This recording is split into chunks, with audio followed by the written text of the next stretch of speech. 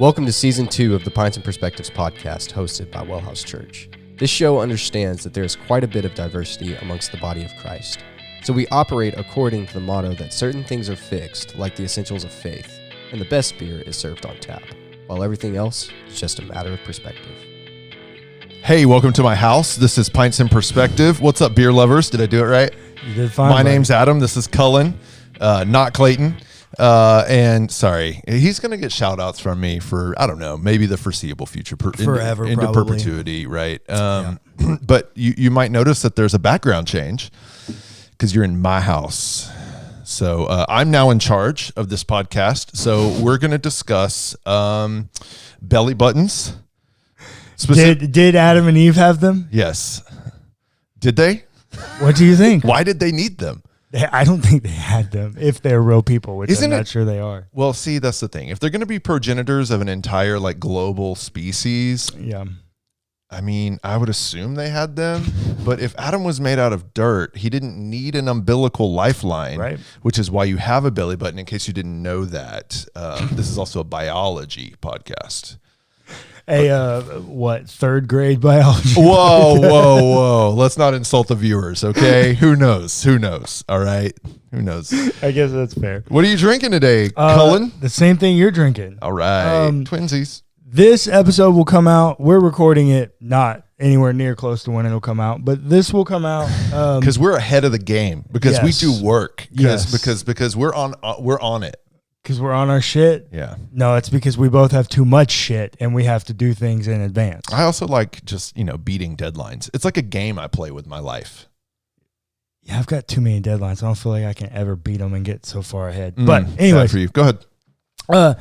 So this episode will come out on the 29th.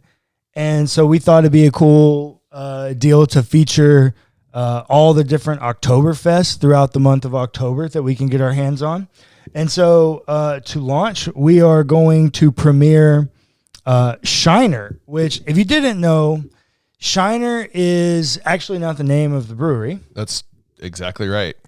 Is the Spotzel Brewery in Shiner, Texas. Shiner, Texas. But it is one of the largest, most Texas famed breweries. Yeah. In Texas. Started in 1909. I think there is something about the first macro brewer in Texas, or I don't know. They have some claim to fame. Yeah. But when you're from Texas and drink beer, Shiner is on every shelf and every tap. Yep. And so this is their Oktoberfest. It seemed fitting. I think we've both had this beer before, I'm sure. Yeah. Definitely. But it is seasonal, so it only comes around, once a year. Yeah, but they do give a pretty good synopsis of what Oktoberfest is. Every September. Yeah, so it might be helpful if you're new to the game about Oktoberfest. It says, every September, millions of people around the world gather in Munich to celebrate Oktoberfest. With a name like that, you'd think it'd start a month later.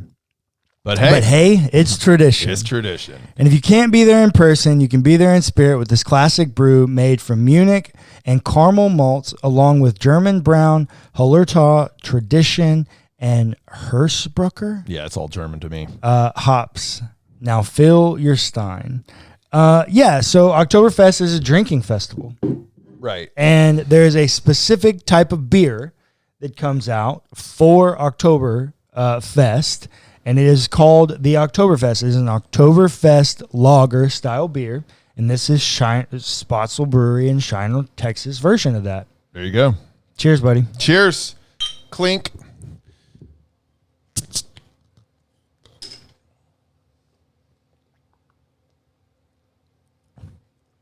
It tastes like an Oktoberfest. Malty, a little earthy. Yep. It's definitely tastes like a Shiner. So all Shiner beer has a very distinct Shiner flavor. It's because of the base of their Bock. Yeah, exactly. So the Shiner Bock, the Bock, is a specific type of lager, and it is actually a style of lager that's very close to an Oktoberfest. So that is also why you're picking it up. But one of the things that Shiner does is Shiner uses their base malt for their Bock in everything. Is that what it is? Yeah, it's like their base for their beginning stage for everything, and then they add on or take away from that. Yeah, and this is very malt forward. I mean, that is kind of the deal with Oktoberfest.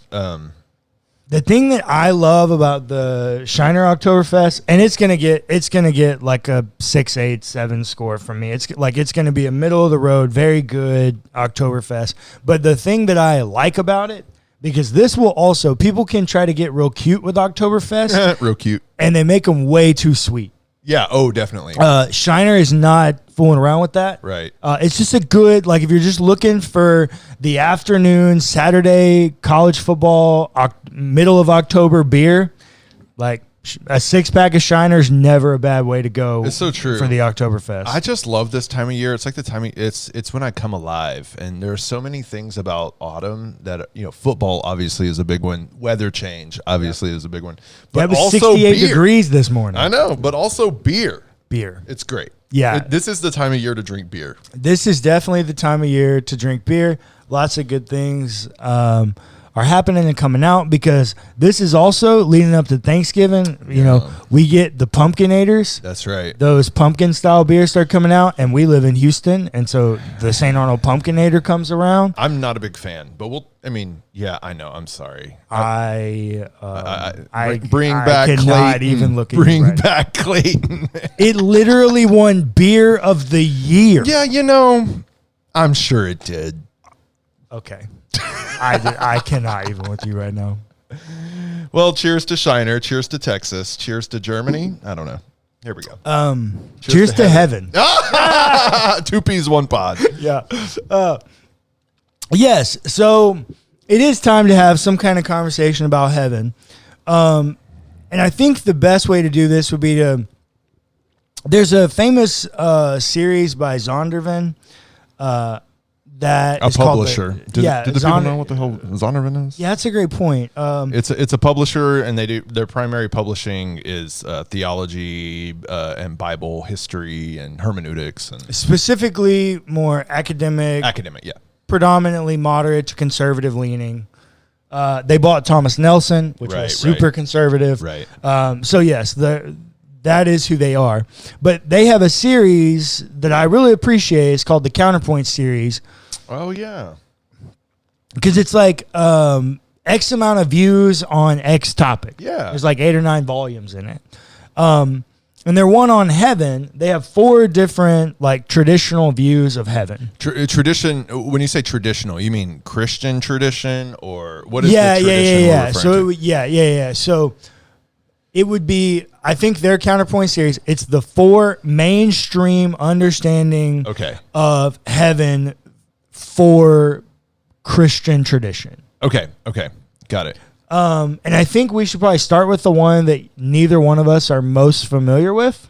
Great. The Catholic Beatific Vision. Okay, got it. Basically what it is, and so the reason it's a little different is because Catholic faith is meritorious. What is that word? Meritorious? I don't. You've stumped me. What like a meritocracy? No, like merit-based. Merit-based. Okay, go ahead. Yes. Yeah, meritorious grace. Meritorious grace is earned. Okay, got it. So because of that, heaven is this reward. Okay. And so it ends up being this like beautiful vision. It's this like experience of reward. There's lots of lavish like understandings of beauty, and that's where you get like gold streets in heaven, and like like it is the beatific, the beautiful vision that we've been waiting for. Okay. A future hope of beauty. Yeah, well, everybody would have that, but the merit experience of the Catholic one is a little different, because you also have to go like purgatory in the Catholic is not like what purgatory is for me. Like purgatory for them is you like really working your shit out with like some fire. It hurts. Like there's some punishment. You're earning that shit. Oh, but that's not purgatory for you. Oh no. You're not earning anything. You're just working it out for funsies. No, just because it's one of the things you got to do. It's like just one of those things you got to do. It's like spend time in purgatory. It's like if the prodigal son story was happening in 2022. Okay. It'd be like, hey, bro, home. You like welcome. Let's throw the big party. Do all this shit. But on Monday, that family therapy office, yeah, we're going to be there. Wow. That's purgatory. You're just working your shit out. You should write a version of the Bible, the Cullen version, and just, modern day examples of all these. All right, we're getting off track here. Okay, so heaven. So that's one, the beatific vision. That's one. It's my least favorite, if I'm being honest. Oh, sorry, Catholics. Well...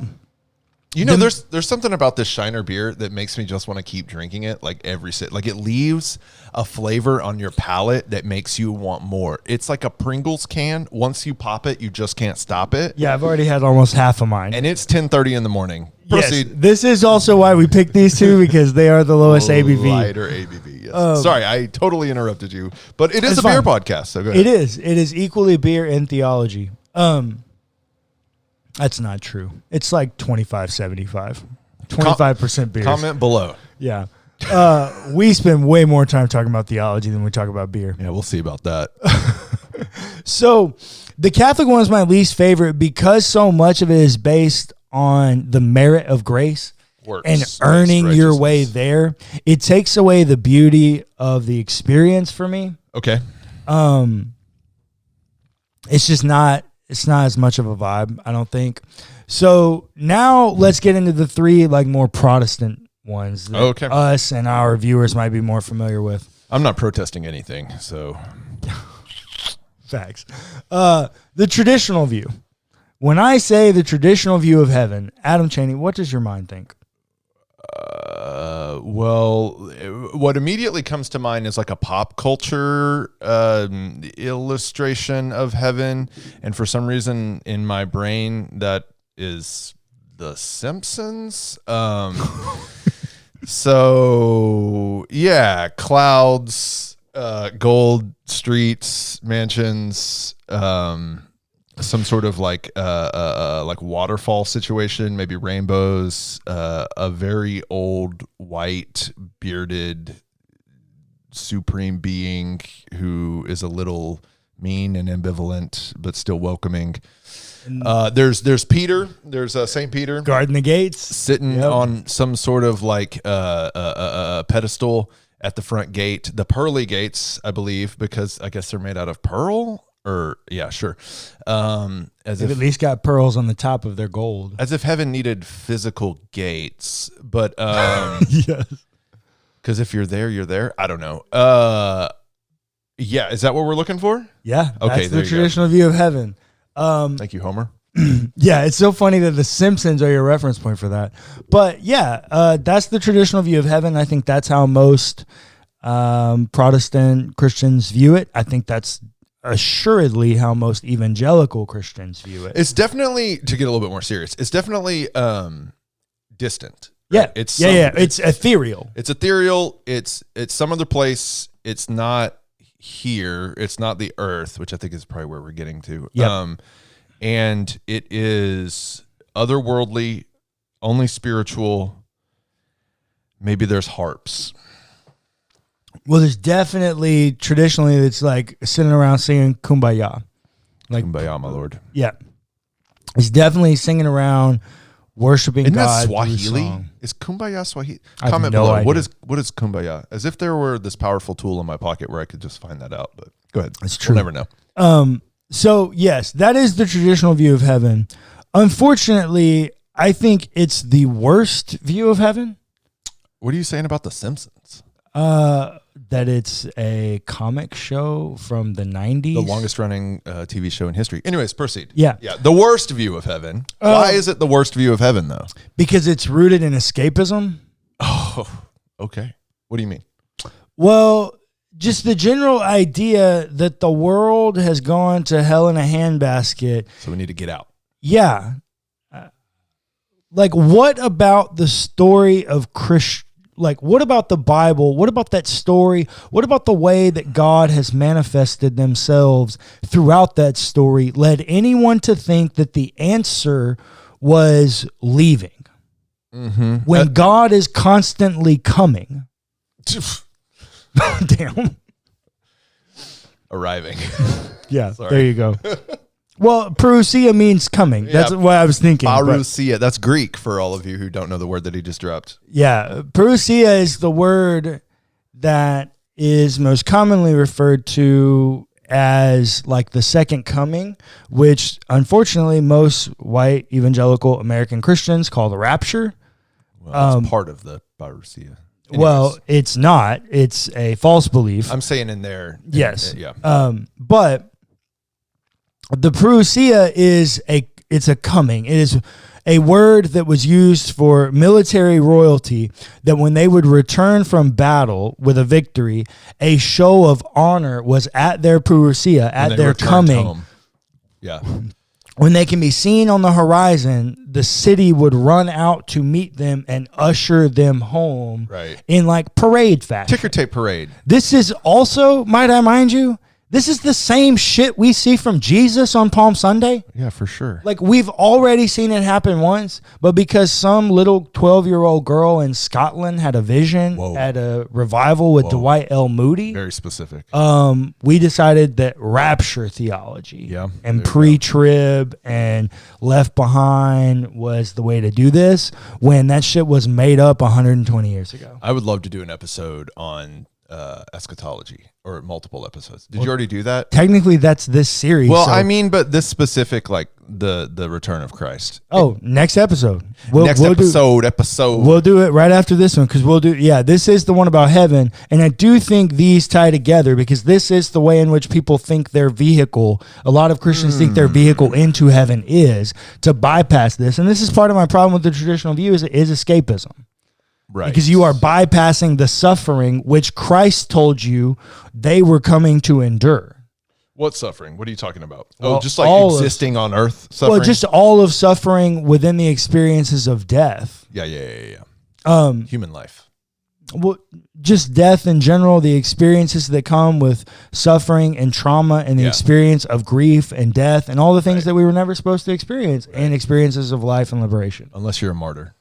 And then it's God's will for you. I don't know. Anyways, sidetrack. Well, that is what the conceited, power hungry apostolic fathers really thought. This is my dad's beef with the apostolic fathers, as he's like, all of those dudes are whack, and his whole reason is because they're like so dead set they want to die. They're just convinced that if they die, if they're martyred, that they're like that's the epitome of the Christian life. Well, but if the epitome of the Christian life is Christ likeness, and Christ got murdered, so maybe they're onto something. I don't know. Maybe, but if you get murdered, you really can't be a benefit to society anymore. You got to tell Jesus that. Okay. Jesus, if you got murdered, you're no longer I cannot be a benefit to society anymore. Martyrdom is a very powerful. Anyways, now we're off on martyrdom. I'm sorry, I do this. Bring back Clayton. Okay, so that's a terrible the traditional vision. view. I don't think it's helpful. We will talk about eschatology, parousia. We will do that episode next, because I do think you're rapture. Right. Let's talk about rapture. We can do rapture theology next. Boo. The second Protestant kind of Christian view of heaven would be the restored earth view. Okay.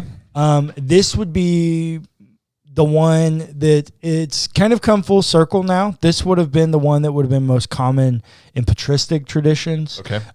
It came full circle in what we now call New Covenant theology. If anybody's a Tom Wright fan. But basically what this is this begins to view, and as Tom Wright says, that the scriptures are one big grand drama.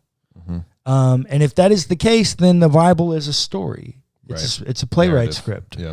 And so the way stories are written is that the problem introduced in the beginning must be resolved at the end, which means that in most stories, the setting, habitat, ecosystem that you are introduced to in the very early stages is what is desirable.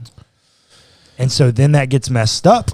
There's a however long process of righting that wrong, and then the final redemption of that wrong. Yeah, so it's redemptive, restorative, recreative. Yep. Protology and eschatology absolutely are the goal of the eschatological vision is to match your protology to the protology. Yeah. Yep. I have lots of questions about that. But do we want to do the fourth one and then circle back, or do we want to talk about? We can hit them as we go. Okay. That's how we've done the other ones. So here's my biggest thing. So how do you square with that vision? Because I feel like this is where you land on your vision of heaven. No, kind of. Maybe. Okay. Well, I want to assume I land in a mix between this one and the next one. Okay. So if the goal is to return to the beginning, then what? Okay. So then we've already talked about the beginning. So like are we talking about the progenitors walking around naked in the garden? Are we talking about like what is the beginning that we're returning to? Is it like unbroken relationship with God? So like pre-lapsarian state of acceptance, or are we talking about like the physical? Because we're talking about a physical return to actual like the creative order, right? So it happens here on earth. So like do all the skyscrapers in downtown Houston get destroyed and replaced with like fruit trees? Or what are we returning to exactly? Are we just talking about relationship status with God? Are we talking about creation? Are we talking about like the physical inheritance of the earth returning as well, or somewhere in between? This is why I say I'm somewhere in between. You're asking the same question that I was asking. I think, so what I will say is restored creation, or like restored earth, yeah. I think would be telling you that you're returning back to a very primitive state like Adam and Eve. And that basically what it is like, but now you're not limited to the Garden of Eden. Right. The entire creation, all of earth is your playground to go and explore and to worship God as you journey. Right. Sometimes that will be working as you pick your food and do things. Sometimes that will be, whatever you are doing. Sometimes that will be exerting energy as you go swim or, whatever. So there's some assumptions in what you just said. So in this restored earth, we are still hungry. We still work. We still, sleep? Well, it goes back to the same stuff you were told to do in Genesis 1 and 2. But pre-fall, so did they need to kill things and eat them? Oh, they were just like eating fruits. Well, they were vegetarians. So fruits and vegetables is what the story says. Right. They're not permitted to eat animals until after Noah's flood. And it would also be like pre-death, so pre-decay. So the heaven is a restored creation in which nothing decays anymore. Do we still make babies? That's a great question. I don't know. My guess is because we're gonna probably not. We're gonna have a population problem. Correct. So my guess is probably not. So animals can't procreate either. Then I guess not. So then we're not eating animals. So we don't need to worry about population control. There's no sickness and death. Nope. So there's just like this finite time in human history where all growth of the human species, all earth-based species, stop reproducing. Heaven comes to earth, and we just live in that state of... Well, but I don't think we stop having sex. Let me be clear. So I think procreation stops. So we keep having sex, we just don't make babies anymore. I think so. Man. And here's what I will say, to your point about the skyscrapers. Yeah, and so then what about city infrastructure? That's Revelation 21 and 22. Do my paved streets turn to gold, or do they return to dirt? Well, no, I'm not sure. Nobody knows. I'm not sure they do either. I think they become the perfect version of what they are. Do I need a combustible engine? No, you didn't hear me. Heaven is the perfection of everything that exists. This is the heavenly earth part. How do I travel across the world when I'm in heaven? Do I not travel anymore? No, you travel freely. Oh, I just fly in the air. No, I didn't say that. What I mean teleport. Is that you live, heaven will be a world in which, and we should clarify this. When I say eternity, what do you think I mean by that word? Do I mean never-ending time? Ooh, well, see, I don't believe any of this. Right, I know. So, but okay, so eternity would be, I mean, I think the definition of eternity is a never-ending existence. No. Okay. So Eternity, you cannot think, well, as a Christian, you do a disservice to think about eternity as never-ending time. Okay. Because you do a disservice to the gift of time, which is grace. right, which, okay. In the I've heard you talk Christian about story, if you were, we were going to have this conversation about evil, and we will have that conversation as we have the conversation about hell. Evil historically in the Christian tradition has been personified in this character we call Satan, the Satan. the Ha-Satan, for the Hebrew scholars. The Ha-Satan. Do you need to say the Ha-Satan? Because to be fair, Hebrew scholars Ha-Satan. recognize that that's problematic. Ha-Satan. Well, I guess, to be fair. Ha is the article in Hebrew. Ha is the article in Hebrew. It would be right. the. Anyways, sorry, that was. Satan. Yeah. That's why I'm here. I think you do a disservice to the Christian story because the reason that Ha-Satan cannot be forgiven is because that character lives outside of time. Okay.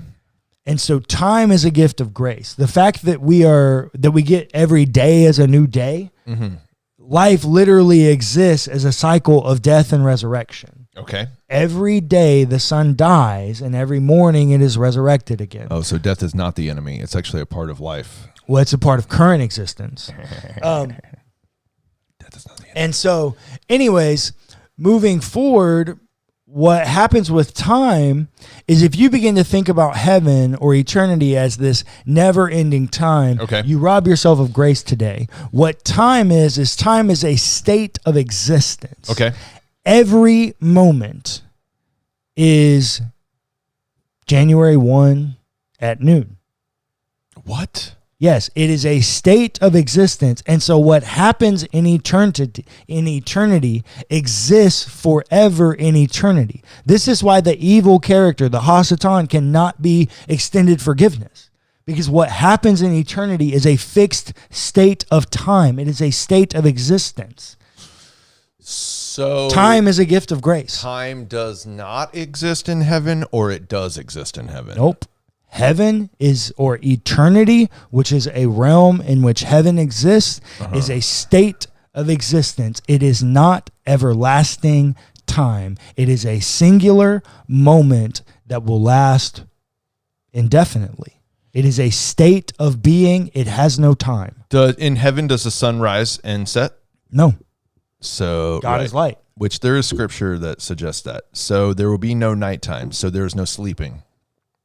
No. Because we just exist in this eternal moment that is. That is all things worship. Now, what are those? What are the things that are worship? So we're only worshiping in this suspended time moment thing. Yeah, but what is worship? I think working is worship. I think sex is worship when done appropriately.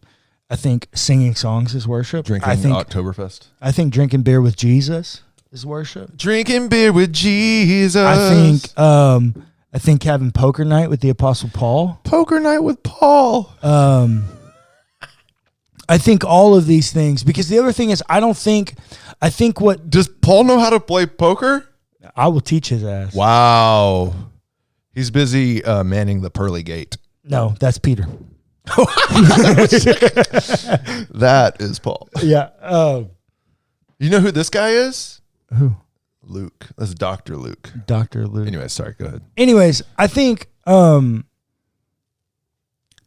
heavenly earth. Yes, heavenly earth. Is the one somewhere in between restored earth and heavenly earth is where I'm at. Oh, so this is number 4? We're on number 4? Yeah, this is the last one. Okay, what's the last one?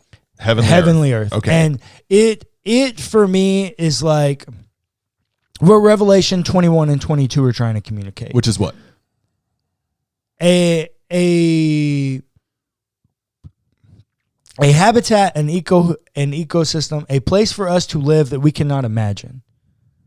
Revelation 21 and 22 is the most beautiful explanation in writing of anything of the ancient world could know or dream of. Well, if you buy what it says about itself, It is a vision had by a man named John on an island of Patmos, as he is. And the entire thing is written to 7 churches Right. of the ancient world. The entire thing being some rapturous vision that he's caught up into. Correct. Yeah. And so I think Revelation 21 and 22, to interpret them as, this side, this far back, looking back, knowing what we know about Christian history, I think to look at them today and to interpret them anything less than a man having a very experiential moment for a very current people that was communicating an eternal reality, to understand it anything less than the epitome of what he could dream of is to do a disservice to God. And so that's why I'm not fully on board with restored earth, because when I look at the Bible, I see a book of progress. Okay. God is constantly in progress as they navigate waters trying to right wrongs and fight the war against evil that they are battling. Yeah, well, I would say the evolutionary process of all created things is also progress. So I do still want to go back to my questions. Which is what? Which is, humanity in the first century and humanity in the 21st century are different. Oh, 1,000%. We're taller. Yeah. Well, like adaptation. We could list a million ways in which we're different. Yeah. Some good, some bad, right? Yep. Of course. For sure. Are we returning to 6,000 year ago human life? Okay. No. When I mean progress, Yeah. is What do you mean what by it? I mean. So, yeah, let me communicate this. Genesis 1 through 11, I call myth. Okay. I think the story of Israel begins in chapter 12 with Abram. Okay. Everything before that is oral retelling of legend. Yeah. Legend. Just an accepted story of how things came to be. The belly button-less Adam. What it communicates is a threefold parallel storytelling. Oh. Like if you look at what Genesis 1 through 11 is, it is a threefold parallel storytelling. It tells the same story of the way in which humanity was given a good place to pursue divine likeness and told to do that. And then there was a tempter that came in and said, what? What was the temptation of the serpent to Adam and Eve? You can be like God? You can be like God. So here's what we have. We have a people who were created for good, and they were told to do one thing, to be like God. Then we have a tempter come in and say, hey, here's another way you can be like God. You can pursue power. Same goal, different means. Appropriateness versus inappropriate. Okay. There's an appropriate way to pursue your divine likeness, and there's an inappropriate way to pursue your divine likeness. And so the serpent convinces them to pursue divine likeness in a terrible way. And they pursue that divine likeness, and it's a pursuit of power. Throughout history, the thing that we can tell time and time and time again is that knowledge is power. Okay. The most powerful people have the most knowledge. It's just how it goes hand in hand. And so to know... to be clear, not intelligence. Nope. Knowledge. To know information. Not wisdom. To know things. Maybe to hold classified information in your beach house illegally. Trump reference. Yes, that. And so that journey happens 2 times over. The pursuit to be like God happens 2 times over. It happens again with Noah at the end of the flood. So what we get at the end of 1, at the end of 3, world goes to hell in a handbasket so bad that the story says we got to start over. We got to kill everybody, start over, Noah and his family. Mass genocide. Noah. God kills all the babies. Noah in chapter 9 does the same thing that God did in chapter 3. What is that? When Noah gets off the boat, what does he do? He plants a vineyard and he gets drunk. That's what God does? Nope. That's what Noah does. Okay. Noah gets so drunk that he passes out in his tent naked. I thought it was like in a ditch. Oh, sorry. Noah's naked. Adam and Eve are naked. Oh, look at your typology. Noah's naked. Adam and Eve are naked. Noah gets seen by his son Ham. They get seen by each other. They choose to cover themselves. Noah's other sons come to cover Noah. That's right. So now you have nakedness to covering, the experience of no shame to shame. Noah wakes up, He's shamed. feels shame, Definitely. and what does he do? He curses his Which is son. what? Which is what? Who did? Who cursed? Well, so God did the cursing. Oh, so Noah took the role of God. So where did... Okay. Noah issued a curse, which was a fucked up curse. God never told Noah to issue that curse. In the story, God never told Noah to issue that curse. Okay. And when God issues that curse, when Noah issues that curse, Noah is so mad that instead of actually cursing Ham, which I'm not really sure why he would have done it anyways. Cursing Ham. Is that why they don't eat pigs? I guess. Sorry, that was not right. I apologize. I'll take it back. So when he curses Ham, he doesn't actually curse Ham. He curses his own innocent grandson by the name of Canaan. Dumb. Oh, and Yeah, we know who Canaan is. what is the land of promise that God said? The land of milk and honey, which is Canaan. Oh, so God came in once again, righting wrongs that humanity Oh, fucked up my with, gosh. trying to act like themselves. That is a wonderful typological interpretation Now, of the Noah it happens again. story. Oh, a third time. Hold on, let me guess. Noah, Moses? No, dude, I told you this is Genesis 1 through 11. There's only one story left. Sorry. Babylon. The Babylon Tower.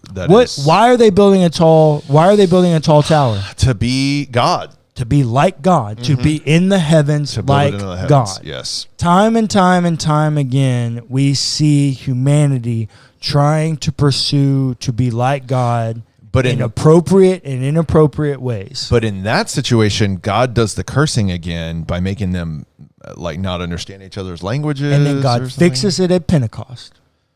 Oh, yes, right. This is a story, bro. Typology. Come on, keep up. So it's just the same story told over and over and over again. So what's the application?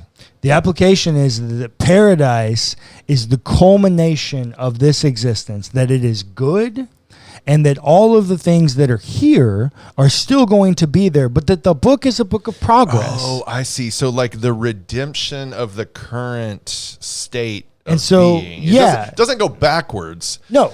It is It has to go forward, but it's a heavenly earth and a restored earth in the way that I know that it's got to be something rooted in what God wanted in the beginning, but it has to allow for the progress that I've seen happen throughout the Christian story. You just have no idea what that actually looks like. No, I think what it looks like, if I had to guess, is it looks something like what our experience is today, except without the negatives. I think Negative, that's so subjective. I think everything that exists, I think paradise, heaven, is the experience of perfection. So I think whatever God deems your perfect existence and stature is how you will live. And if you live to be 85 and decrepit, I think when you wake up in paradise, you will go back to your pristine, like the prime example of your existence. I think babies that die. So everybody shows up as like a 25-year-old, like cut feral. Oh, what? Nope. Go ahead. Sorry. Because if God doesn't deem that 25 cut feral was the best version of you, some people, like, let's say C.S. Lewis. I think C.S. Lewis will be 55-year-old drinking beer and having conversation in the pub all day. Whatever your perfect state of being was. Whatever your perfect existence, whatever the epitome of you and who God created you to be, that will be your person, that will be your role, that will be what you do in eternity. We're running long on time, but I have a very important question about heaven. Should we do it in the next episode, or would you like for me to do it now? Well, next episode is... we told them is Purgatory, so or actually Rapture. We're going to go long then. Well, hit me. Okay, so the Queen of England just died, R.I.P. Actually, who cares about the monarchy? Tear it down. But Facts. I was just watching. So I know this episode's coming out later than what day we're actually filming. But she was just laid in state in London. And I watched the Archbishop of Canterbury, who is like the Pope for Catholics. Like the Archbishop of Canterbury is to what am I saying? Episcopalians? No, that's the American version. What's the Anglican. British? Anglican. Golly, I've been out of the game too long. Yeah. So the Archbishop of Canterbury is like the Pope of the Catholics, but he is of the Anglicans. And that came to be because Henry VIII wanted a divorce that the Pope would not give him. So he said, F the Pope, let me make my own, So and he I'll could get make a the divorce. Pope the Bishop of Canterbury. Yeah. So he was just conducting this service as Queen Elizabeth II was lying in state. And he quoted a very famous passage about heaven where Jesus says, I go to prepare a place for you where there are what? Many mansions. And I forget the reference. Somebody Google it. Yeah, there are many rooms in my Father's mansion. There's lots of metaphors about mansions. Jesus has lots of one. This is why I said in one of these episodes, most of our heaven theology is built off one-off verses. Okay, but like if your view of heaven is this heavenly earth that accounts for the progression of human innovation and design and whatever, everything that humanity has progressed since, when what God will continue to teach us in progress. Sure. Where's my mansion? Do I live in this house? Bro, I don't think you're actually going to have a mansion. Oh, Jesus was lying. No, I think Jesus is speaking in parables and metaphors like he always does. Well, so where will I live? Do I need a structure? I'm not sure. See, we don't know nothing. Well, listen, why do you feel like you need a living structure? To protect. Okay, great question. Because I need to be protected from the elements. Stop. Okay, great. Okay. Protection and sleep. Oh, and I don't need those things anymore. If you're no longer vulnerable, I'm just going to be naked in the woods. living your best life. My wife is sitting on the other side of the camera. Never mind. She's getting a kick out of this mess. I don't think there's any real mansions. I don't think that's it. No. Are there pearly gates? I don't know why heaven needs gates. That's stupid. I do think that there will be a very real temple. I do think. Will it be located in like the geographical region of Palestine that currently exists? No idea. Well, not my question. That's certainly what multiple major religions believe. Well, and that is why they're fighting over that land. Exactly. And so I do think there will be a very real temple. I do think that. Why? Because I do think there is an essence of being, and might it be what Paul Tillich has called the ground of being. Look at you. A supreme deity that needs a house. And so I do think that will exist. I do think it will be a joining of the two covenants, as Revelation 21 and 22 suggests. I think the way in which that happens, nobody fucking knows. Nobody knows. But I do think there will be a very real temple. I think that will probably have gates. Do you think that the physical Jesus will reside in that temple? Nope. I think the physical Jesus will reside in the same way we've seen him reside through the Gospels, as a preaching nomad. So Jesus is going to walk around the earth a lot. And talk to a whole lot of people he's been waiting a whole lot of time to talk to. And apparently drink beer with you. Oh, he will definitely drink beer with me. And then I'm sure after a while, Jesus will turn me into a wino. Oh my gosh. He's going to convert you to wine. I think so. How do you get wine and beer in the heavenly state where there is no death or decay? What about death or decay happens from wine and fermentation, beer? My guy. Wine specifically. It's a grape juice, bro. It's decay. Oh, so there is no alcohol in heaven. No, there's absolutely alcohol in it. It's got to decay. Literally, death is a good thing when you're making wine. This is reciprocity. This is what I'm telling you. Oh, my God. We're back to the same conversation from before. This is about reciprocity. If things are happening to bring about life, then it's not death. You need a different category for cellular death. Okay. Cellular death is different. So in the new heaven, in the what'd you call it? Heavenly earth, there is still death and decay. It just has a purpose of bringing forth life. See, I'm hung up on the same question again that we were on last episode. Which is what death is? Yeah, if you're going to drink wine with Jesus, those grapes had to decay to the point of fermentation so that you can drink, so that it can be wine. Yeah. So that's reciprocity. So that death is okay. That death is not the Well, it's in the same way that you would make tea. You would dry tea out and like kill a tea. Kill a tea. Like you would kill a tea leaf. What about the passage tea. in Revelation that says that we're going to eat like fatty meats and No, I do think that everyone will go back to being vegetarian. So I think that holistic being death will cease to exist. So animal lives are valued, but not plant lives. Well, if you didn't know, I did my master's thesis. Adam, this is 45 minutes long. I asked you. Nobody's gonna listen to this. You can hit pause and come back to us tomorrow morning when you're in the shower. Look, I think. What did you ask me? You asked me a question, and I had a so you the vegetarian thing because you're like, no. So I did my master's thesis on Clement of Alexandria, and if you didn't know, it's a whole thing. But he was a Christian Platonist. What you got to understand is that these people after Jesus ascends, these people literally get in a circle in a room. This is what the book of Acts tells us. These people get in a circle in a room and look at each other and go, what the fuck do we do now? For like 30 days or whatever. Yeah, and they're praying, they're casting lots, they're looking for God and fate and anything to create a religion. The book of Acts is constantly telling us that they are trying to stay within the vein of Judaism. Krista said, I'm done with this. And Judaism is constantly kicking them out. Okay, yeah. And so as they go through this journey, they are trying to create a religion. Okay. And as they are trying to do that, they are pulling from any and every source that they can come up with to try to make sense or communicate their truths. Clement of Alexandria is one of those guys in the 3rd century, around 200 to 220.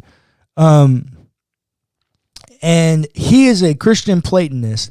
And Plato believed in a tripartite soul. And what he meant by that was that there were 3 tiers to the soul. Humanity was the premier, like the ultimate existence of the soul that you could achieve outside of the forms. Like outside of the form, the epitome of a soul, humans were the epitome of that soul. The next experience of epitome of that soul was in mammals. Okay. Specifically in mammals. Mammals, because we are also mammals. Well, part of it was because they were a lesser version of us. There are some mammals that have, opposable thumbs. Gorillas. There are mammals that look like us. There are mammals that procreate like us. Yep. Sex was a huge part of this for Plato. Yes. Apparently chimpanzees. We're very close to chimpanzees. Yes. And then there was a 3rd tier of the soul. Trees. Vegetation and plant matter. And it was all, and his grounding premise was that it's because they all breathe. But you're okay with us eating plants in heaven, but not animals. Well, everybody's got to eat something. And plants, the entire plant. Why do I have hunger? Stop. The entire plant does not die when you eat it. In the same way that you kill an animal, the entire being dies. Right. Holistic being death cannot exist. Cellular death, partial death in the way that it promotes reciprocity and enjoyment of beauty. Gotcha. Yeah, sure. So I can still have cow's milk. I just can't have cow's beef. And I think you can still have tea and fire to make tea, but you can't have. No, you cannot have. You won't get to have hamburgers anymore. Well, you've converted me. I want to go to heaven now for the vegetarian cuisine. Well, I don't. I'm actually got beef with God about that. No, beef with God? This guy, I tell you. Thanks for listening to the Pints and Perspectives podcast hosted by WellHouse Church. Be sure to give us a rating and a review if you enjoyed the episode. It's free and it helps us immensely. Also, feel free to check out our other podcasts.